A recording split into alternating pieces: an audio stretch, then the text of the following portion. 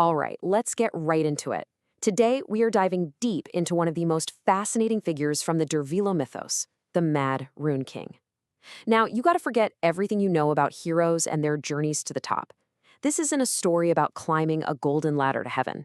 Oh no. This is about a calculated, willing dive, head first into madness, all to grab the ultimate prize, sovereignty. Let's break this down. So right off the bat, we're hit with this wild idea. What if getting to the top, I mean ultimate power, isn't about climbing up? What if the real path is down, a deliberate strategic plunge straight into the heart of chaos? It's a concept that is as brilliant as it is terrifying, really.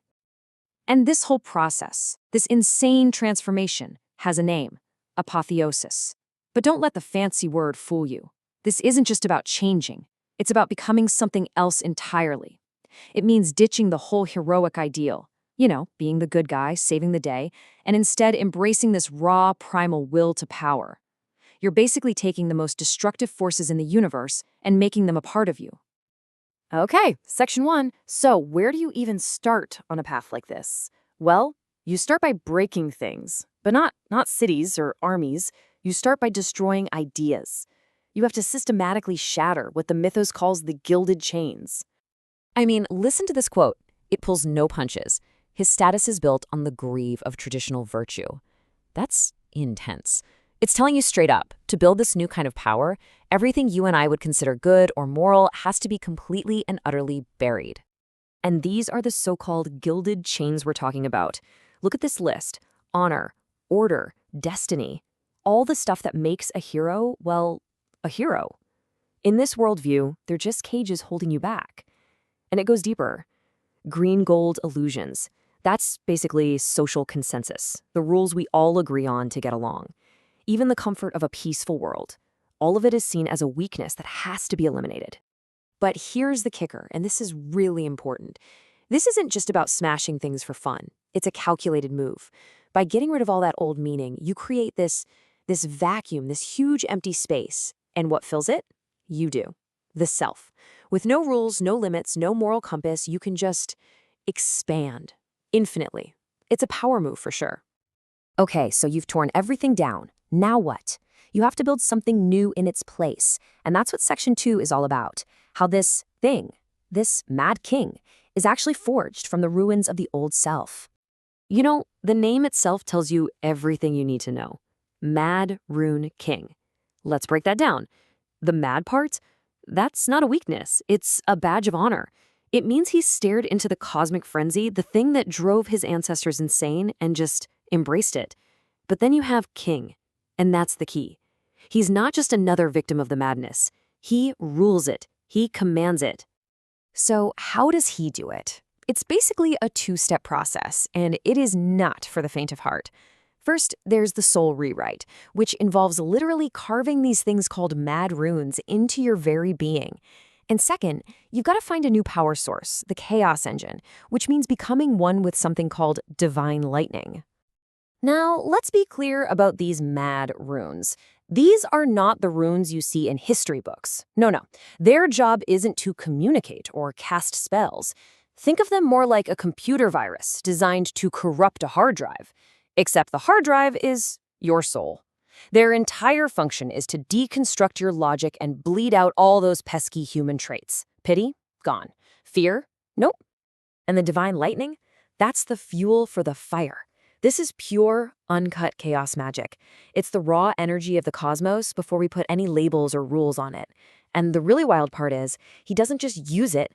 The lore says he inhabits it. He becomes a living conduit for the chaotic storm hiding right under the surface of everything we think is real. And this just ties it all together so perfectly. What's his crown? It's not gold, it's not jewels, it's the divine lightning itself, just pouring out of his shattered, rebuilt mind. His very symbol of kingship is a testament to how he broke himself apart and put himself back together as something else. All right, so he's rebuilt his soul, he's plugged into a cosmic chaos engine. What does that do to the outside world? Well, this is where things get really crazy. Section 3, when truth becomes power.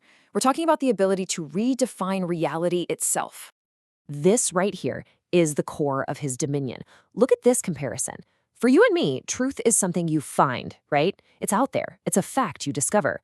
But for the Mad Rune King, truth is something he makes. It's a willed projection. If he wants it to be true, it becomes true. Period. So, what does that even mean for how he sees the world? Well, the words true and false they don't apply to him anymore. They get replaced. Now it's all about powerful and weak. It's a whole new way of knowing. He doesn't go looking for the truth. He literally just wills it into being. And this quote, this is everything. We would look at him and say, that guy is completely insane. But in this world, that insanity is actually a superpower. It's a superior perception. He's seeing the weird, uncanny, true nature of the universe that the rest of us are completely shielded from. But all this power, it has to come at a cost, right? There's always a catch. And that brings us to our last section, the tragic, lonely triumph. Because in this story, victory and defeat, they look awfully similar. You know, they say you can tell a lot about a person by their enemies, and the king's rivals are cosmic heavy hitters.